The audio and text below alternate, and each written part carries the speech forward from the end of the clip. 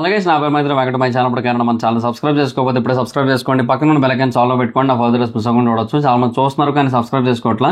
So please try to subscribe and click the bell icon also.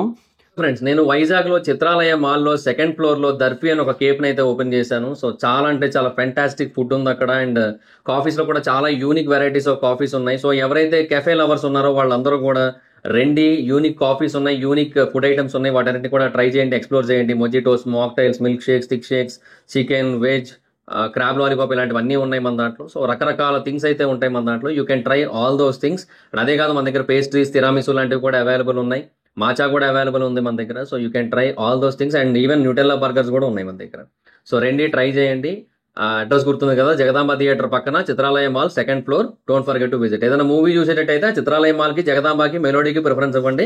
అవి చూసుకొని అలాగా డైరెక్ట్గా కేఫేకి అయితే వచ్చేసేయండి. ట్రై చేయండి. Thank you. సో బేసిక్గా పవన్ కళ్యాణ్ గారి ఓజీ మూవీ కొద్ది రోజుల్లో రిలీజ్ కాబోతుంది, మనకందరికీ ఐడియా ఉంది.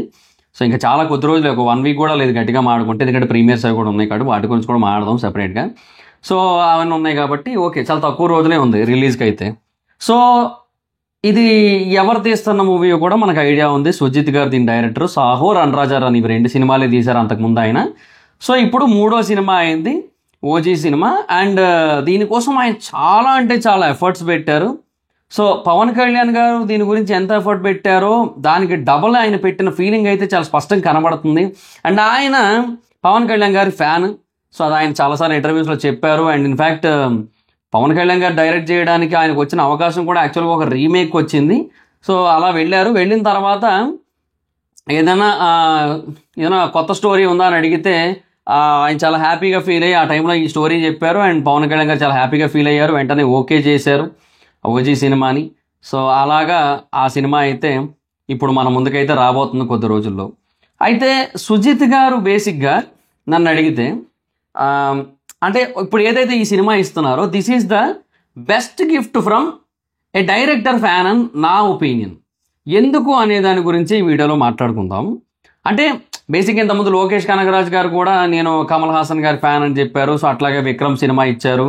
అండ్ తర్వాత మళ్ళీ వేరే వాళ్ళు కూడా కొంతమంది ఏంటంటే పర్టికులర్ డైరెక్టర్స్ నేను ఇట్లా ఈ హీరో ఫ్యాన్ అని చెప్పడం.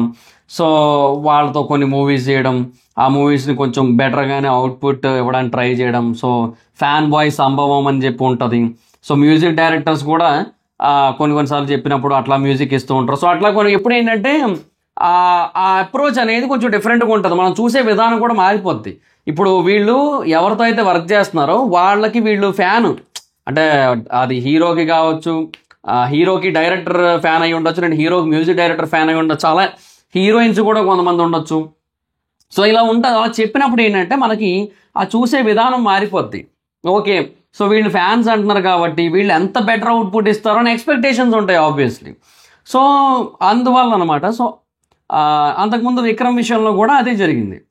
లోకేష్ కనగరాజ్ గారు విక్రమ్ సినిమాని తీసినప్పుడు ఇది ఫ్యాన్ బాయ్ సంభవం అని చెప్పి అప్పట్లో అనుకున్నారు. ఫ్యాన్ బాయ్ సంభవం అని చెప్పి ఏదో వాళ్ళు చెప్పుకుంటున్నారు కానీ మనకి సంభవం అనే పదం మన దగ్గర లేదు కాబట్టి ఏమంటారు, ఫ్యాన్ బాయ్ ఇస్తున్న ఫీస్ట్, ఐ ఫీస్ట్ అనో లేదంటే ఫ్యాన్ బాయ్ మనకి ఇస్తున్న పండగనో ఎట్లయినా మాట్లాడుకోవచ్చు మనం. సో అలా ఉంటుంది. ఇప్పుడు అలాగే అంతకుముందు ఎవరైతే ఫ్యాన్స్ అని చెప్పి ఏదైతే అవుట్పుట్ ఇచ్చారో వాటన్నిటికంటే ఇది ఎందుకు బెస్ట్ అంటే, ఫస్ట్ థింగ్ అంటే ఇప్పుడు విక్రమ్ని ఎగ్జాంపుల్గా తీసుకోండి. విక్రమ్ సినిమాలో మనకి యాక్చువల్గా కమల్ హాసన్ గారు చాలా అంటే చాలా పవర్ఫుల్గా కనబడతారు. బట్ ఎక్కడో ఒక పాయింట్ ఆఫ్ టైంలో మీరు గమనించండి, కథ అనేది వేరే వాళ్ళ చుట్టూ కూడా ఎక్కువే తిరుగుతుంటుంది. అండ్ సినిమా అంతా అయిన తర్వాత ఆ అటెన్షన్ అనేది వేరే వాళ్ళ మీదకి వెళ్ళిపోయింది, సూర్య గారి మీదకి వెళ్ళిపోయింది, రోలెక్స్ క్యారెక్టర్ మీదకి. సో అది ఎంత ఫ్యాన్ బాయ్ తీసిన సినిమా అయినప్పటికీ కూడా కమల్ హాసన్ గారు మనకి మూవీలో ఎక్కువసేపు కనబడరు. ఉన్న కొద్దిసేపు అయినా సరే చాలా ఇంపాక్ట్ఫుల్ రోల్ అయింది, నేను కాదన్ను. కానీ ఫహాద్ ఫసిల్ ఎక్కువ లీడ్ చేసిన ఫీల్ ఉంటుంది. కథని ఆయన ఎక్కువ ముందుకు నడిపించిన ఫీలింగ్ ఉంటుంది, రైట్? సో ఈయన క్యారెక్టర్ని పవర్ఫుల్గా చూపించడం కోసం ఆయన ఏదైతే డ్రామా రాసుకున్నారో ఆ డ్రామాలో కమల్ హాసన్ గారి రోల్ తగ్గిపోయింది. ఈవెన్ మీరు గమనించినట్టయితే కూలీ సినిమా ముందే ఆయన చెప్పారులేండి, అంటే నేను కమల్ హాసన్ గారి ఫ్యాను అని చెప్పే సినిమా స్టార్ట్ చేశారంట. సో అదంతా వేరే విషయం. బట్ కూలీలో కూడా మీరు చూసుకుంటే ఎక్కడో ప్రాపర్గా జైలర్లో రజనీకాంత్ గారికి వచ్చిన ఇంపార్టెన్స్ రాలేదనిపిస్తుంది, అవునా? సో ఈ లోకేష్ కనగరాజు గారి సినిమాల్లో అంతకుముందు వచ్చిన ఖైదీ మాత్రమే కంప్లీట్గా హీరోకి 100% ఇంపార్టెన్స్ ఇచ్చిన సినిమా అన్న ఫీల్ ఉంటుంది. సో విక్రమ్ ఏంటంటే ఇప్పుడు ఫ్యాన్ బాయ్, ఇప్పుడు ఆయన కమల్ హాసన్ గారి ఫ్యాను, బట్ అయినా కూడా మూవీ తీసి ఆడియన్స్ని అయితే సాటిస్ఫై చేశారు. కానీ అండ్ కమల్ హాసన్ గారికి కూడా చాలా పెద్ద హిట్ ఇచ్చారు, ప్రొడ్యూసర్ కూడా ఆయన ఆ సినిమాకి. సో ఆయనకి అటు డబ్బులు వచ్చాయి, ఇటు మంచి పేరు వచ్చింది. బాహుబలి 2 ఏదైతే తమిళనాడులో రికార్డ్ క్రియేట్ చేసిందో 5 ఏళ్ల తర్వాత విక్రమ్ సినిమా బ్రేక్ చేసింది దాన్ని, ఆ రికార్డ్ని 2022లో 2017లో రికార్డ్ క్రియేట్ అయితే. సో అప్పటి వరకు ఆ రికార్డ్ అన్బీటన్ ఉంది, 125 కోట్ల షేర్ ఎంతో కొట్టింది బాహుబలి 2 తమిళనాడులో, సో ఓన్లీ తమిళనాడులో. సో ఆ రికార్డుని మళ్ళీ ఎవరు బీట్ చేయలేకపోయారు 5 ఏళ్ల పాటు. ఆ తర్వాత విక్రమ్ వచ్చి బీట్ చేసింది. కానీ ఆ విక్రమ్ కూడా కంప్లీట్గా కమల్ హాసన్ గారి మీద కాన్సన్ట్రేట్ అయినట్టు లేదు. బట్ ఇక్కడ ఓజీ అలా కాదు. ఓజీ అనేది కంప్లీట్గా అవుట్ రైట్ పవన్ కళ్యాణ్ గారి మీద కాన్సన్ట్రేషన్ ఉంది. ఒకటి, పవన్ కళ్యాణ్ గారిని స్టైలిష్గా చూపించడం. మీరు గమనించినట్టయితే పవన్ కళ్యాణ్ గారిని ఇంత పర్ఫెక్ట్గా, ఇంత స్టైలిష్గా మీరు లాస్ట్ ఫ్యూ మూవీస్ చూసుకుంటే వకీల్ సాబ్లో ఆ కోర్ట్ ప్రాంగణంలో ఏదైతే బ్లాక్ కోట్ లుక్స్ ఏవైతే ఉంటాయో వాటిల్లో కొంతవరకు బాగా అనిపిస్తారు, అంటే చూపించిన విధానం. మిగతా అన్ని చోట్ల కూడా పవన్ కళ్యాణ్ గారు ఆబ్వియస్లీ బాగుంటారు, బట్ ఇంత పర్ఫెక్ట్గా అంటున్నాను నేను. ఇప్పుడు ఈ ఓజీ సినిమాలో ఏదైతే మనకి పవన్ కళ్యాణ్ గారిని చూపించారో అంత పర్ఫెక్ట్గా అక్కడ కొన్ని చోట్ల చూపించారు తప్పిస్తే ఆ తర్వాత ఎక్కడా లేదు మనకి. నిజం, భీమ్లా నాయక్లో కూడా మనం ఆ వింటేజ్ పవన్ కళ్యాణ్ గారిని మిస్ అవుతాం మనం. తర్వాత బ్రోలో కూడా అంతే ఉంటుంది. మొన్న వచ్చిన హరిహర వీరమల్లు అంతే ఉంది.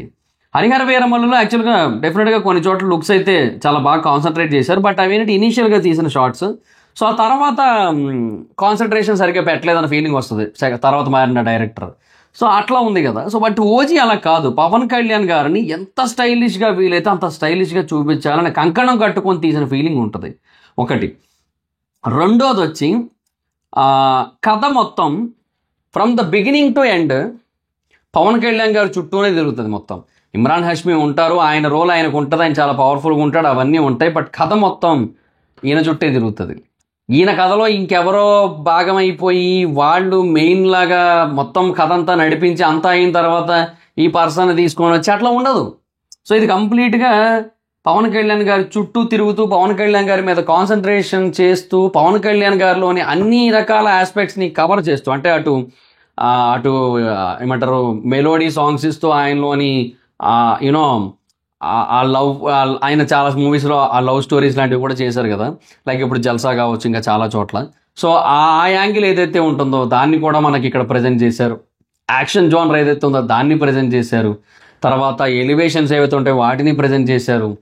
సో ఇంకా వీటన్నిటికీ కూడా పర్ఫెక్ట్గా బీజిఎమ్స్ కూడా కుదిరాయి. అండ్ ఆ సాంగ్ సెలెక్షన్ కూడా మీరు గమనిస్తే చాలా యూనిక్గా ఉంది. అంటే ఏదో పవన్ కళ్యాణ్ గారితో ఒక సినిమా తీస్తున్నాం, ఒక సినిమా వస్తుంది అన్నట్టు కాకుండా ఈ సినిమా గుర్తుండిపోవాలి, ఇంకా ఒక స్టాంప్ వేయాలి, ఒక కొత్త ఐడెంటిటీ క్రియేట్ చేయాలి ఈ సినిమా అని చెప్పి ఆ సినిమాలో ఉన్న పాటల విషయంలో కూడా కంప్లీట్గా న్యూ స్టాండర్డ్స్ క్రియేట్ చేశారు. గన్స్ అండ్ రోజెస్ కానీ, ఫైర్ స్టార్మ్ కానీ, ఈ పాటలన్నీ కూడా అసలు పీక్స్ అబ్బా. అసలు లిటరల్లీ 2 కూడా ఉన్నాయి. గన్స్ అండ్ రోజెస్ కోసం చేద్దాం అనుకున్నాను నేను, కాకపోతే ఆ టైంకి నేను ఎక్కడో జర్నీలో ఉన్నాను, నాకు కుదరలేదు. లేదంటే చేసేద్దాం నేను గన్స్ అండ్ రోజెస్ కోసం.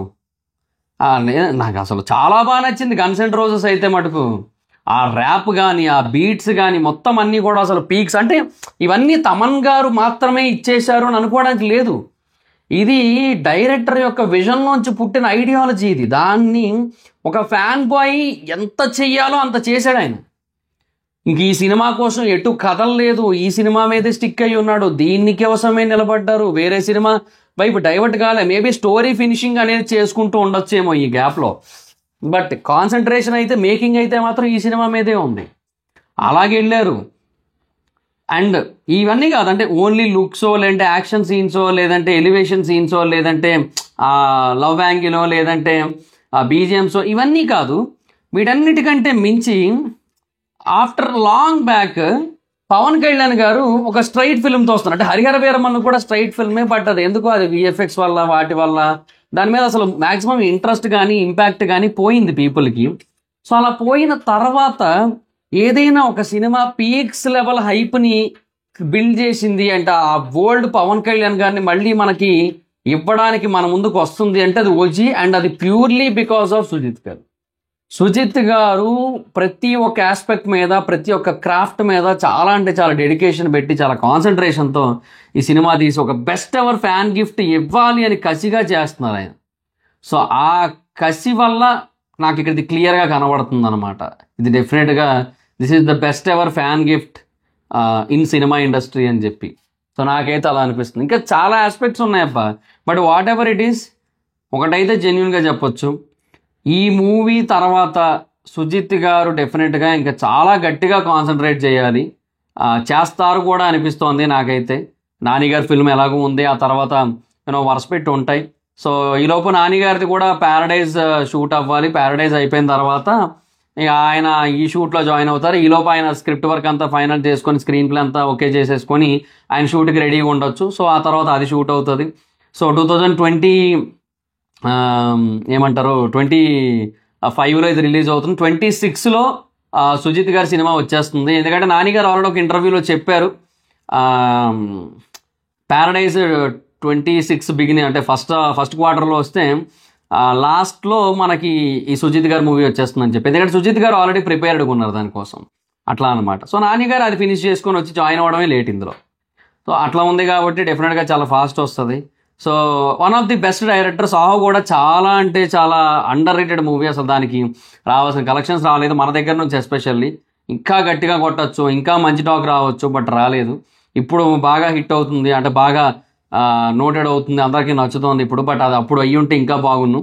సో ఎనీహో ఇట్లాంటి ఒక సిచ్యువేషన్ అయితే ఉంది కాబట్టి ఖచ్చితంగా చెప్తున్నా, సుజిత్ గారు అయితే మాత్రం ది బెస్ట్ ఎవర్ కంటెంట్ ఇస్తున్నారనే ఫీలింగ్ అయితే ఇప్పటివరకు కలుగుతూ వస్తుంది. ఇక మీదట కూడా అలాగే ఉంటుంది అనిపిస్తుంది. అందుకే నేనైతే చాలా స్ట్రాంగ్గా బిలీవ్ చేస్తున్నా this is the best ever fan gift in film industry అని చెప్పి. సో మీకేమనిపిస్తుంది అనేది కింద కామెంట్ సెక్షన్లో చెప్పండి.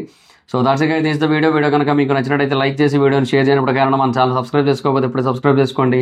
పక్కన ఉన్న బెల్ ఐకాన్ ఆల్లో పెట్టుకోండి, నా ఫర్దర్ మిస్ అవ్వకుండా చూడొచ్చు. చాలా మంది చూస్తున్నారు కానీ సబ్స్క్రైబ్ చేసుకోవట్లా. So please try to subscribe, click the bell icon also. Next మాత్రం అక్కడ వచ్చి ఫాలో అవచ్చు. Thank you so much. Bye, next video. Bye.